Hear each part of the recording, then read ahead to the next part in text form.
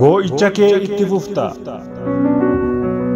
As ga'uudhaaf tabba baanee meeqa kaanee meeqa kufnee aarsaa lubbuuf dhiigaa baafnee wareegamaan tolan dhufne.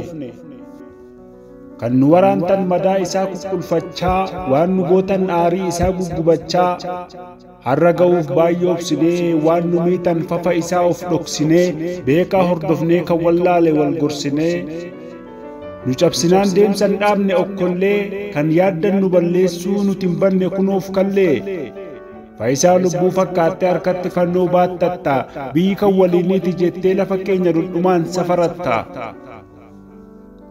Odaa bubuqqistee mana sanbatee ijaarrachaa meeshaa ulfoo keenya guggubdee kan kee dhaadheffachaa weelluu fi faaruu keenya hadheeffattee jibbita kan kee eebbifamaa ta'ee mana sagadaattuu eskittaa sirbita. Ofii gola seentaa alatti nu ittisaa nurratti lallabda kan iniif ni hiiktisaa har'a garuu barri darbee seenaa ta'uuf kun hunduu ammaa booda nu qaqqaammachuuf tasumaayyuu nun gubdu amantii da'eeffattes dhiiga keenyan dhugdu. Ammaan booda kan ittiin nu hongeessitu hiddi dhiigaa kee citeera cunqurfamaa hundaafuu immoo abdiinsaa ifeera. Inni afaan kee dhaga'e kan keenya immoo diduu sitti eebba fidee nuuf abaarsan fidu.